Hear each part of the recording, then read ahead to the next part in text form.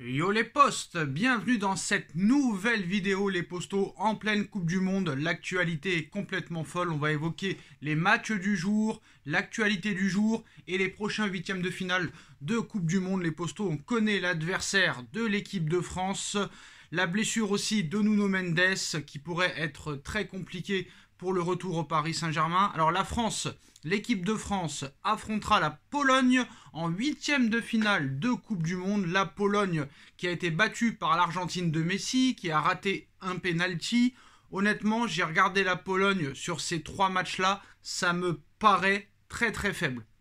Si l'équipe de France joue à fond et à 100%, je les vois gagner facilement. On en reparlera dans plusieurs jours, juste avant le match, mais très honnêtement, c'est un très bon huitième de finale pour l'équipe de France. Si l'équipe de France le prend au sérieux, pour moi, il n'y aura pas de problème, parce que j'ai vu des lacunes très clairement dans l'équipe de Pologne. J'aurais préféré peut-être voir le Mexique plutôt que la Pologne. Ça aurait pu nous faire une affiche assez équilibrée. Mais là, très clairement, si l'équipe de France joue avec toutes ses qualités qu'elle a montrées contre l'Australie ou contre le Danemark, même si contre le Danemark, très clairement, ça aurait pu mal se passer, il va falloir plus d'efficacité devant le but.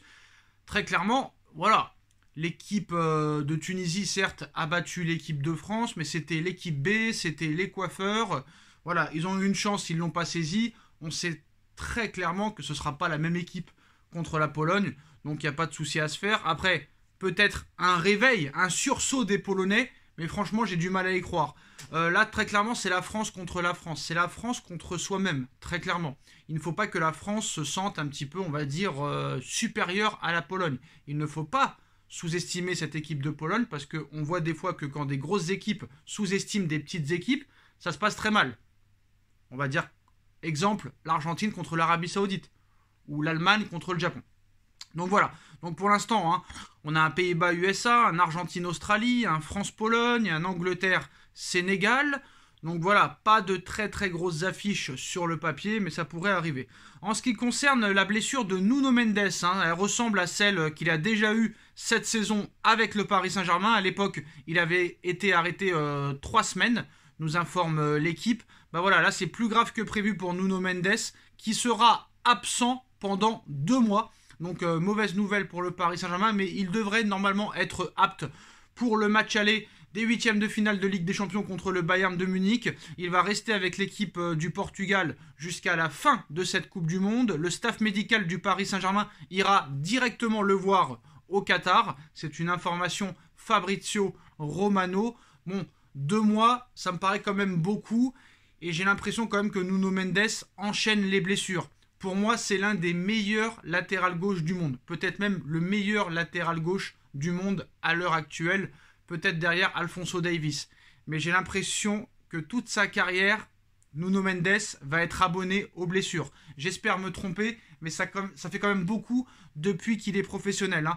On enchaîne quand même une 5e blessure en moins de 2 ans. Donc ça commence à devenir compliqué. J'espère qu'il ne va pas être habitué aux blessures. Parce que très clairement, ce serait quand même un énorme gâchis. Parce que vu le potentiel qu'a le joueur, il est totalement exceptionnel. Il est totalement incroyable. Il est phénoménal.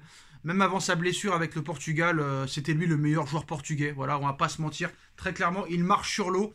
Et c'est un atout de taille. C'est un atout de taille. Et le PSG en aura absolument besoin face au Bayern de Munich. Donc on croise les doigts pour que cette blessure-là soit la dernière peut-être à court terme, très clairement. Parce que Nuno Mendes est peut-être aussi l'un des meilleurs joueurs du Paris Saint-Germain, très clairement. Et c'est un phénomène à son poste. Voilà les postos.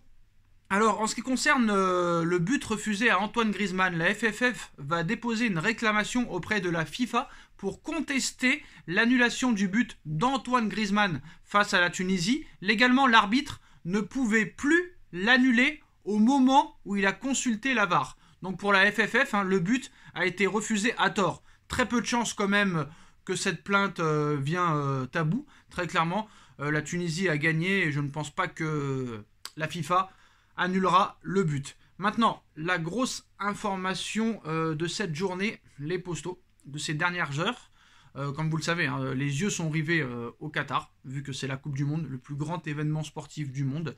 De passage au Qatar, Xavi Hernandez coach du FC Barcelone, en profite pour donner quelques interviews. Interrogé par Sport, le coach du Barça a évoqué les joueurs qu'il rêverait de diriger dans sa carrière. En tête, on retrouve bien évidemment Lionel Messi, mais l'ancien milieu de terrain aimerait aussi entraîner d'autres stars de la planète football. Donc Lionel Messi, normal, c'est un de ses meilleurs potes, c'est son ancien coéquipier, il a tout gagné avec lui, il rêve de le faire revenir au Barça, tout comme le Barça d'ailleurs.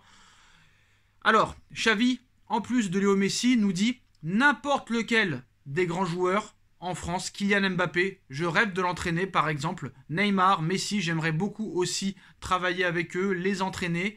Puis quand le journaliste lui a demandé qui il aimerait recruter au FC Barcelone, il a confié n'importe qui peut améliorer l'équipe, mais c'est difficile. Il sera en effet difficile d'attirer les stars dont il a cité les noms comme Neymar, Messi et Mbappé, à moins que dans un futur proche ou lointain, il pourrait peut-être devenir l'entraîneur du Paris Saint-Germain.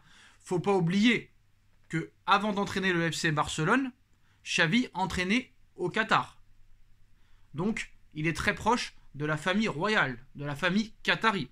Faut pas oublier qu'à un moment donné, pour remplacer Thomas Tuchel, même pour remplacer Pochettino, enfin, surtout pour remplacer Tuchel, on va pas se mentir, mais avant que Pochettino arrive, 1000 excuses, le Qatar, le Prince, QSI, Nasser Al-Khelaifi, Leonardo pensaient à Xavi au poste d'entraîneur.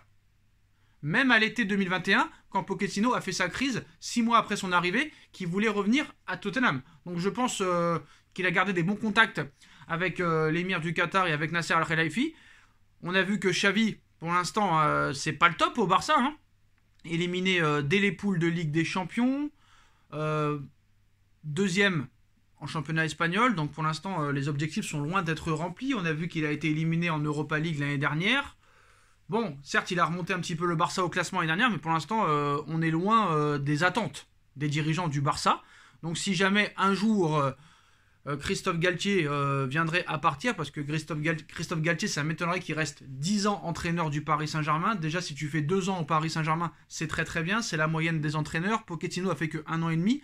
Mais si jamais ça venait à se passer mal pour Galtier dans les mois ou les années à venir, peut-être que Xavi pourrait réaliser son rêve dans un futur proche ou lointain d'entraîner Mbappé, Neymar et Messi au Paris Saint-Germain. En tout cas, c'est l'information du jour. D'après Sport, les postos, Xavi rêve d'entraîner Kylian Mbappé, Neymar et Léo Messi. Dites-moi en commentaire ce que vous en pensez. On like, on partage, on commente, on s'abonne les postos et on se retrouve très vite pour une nouvelle vidéo. Tchuss.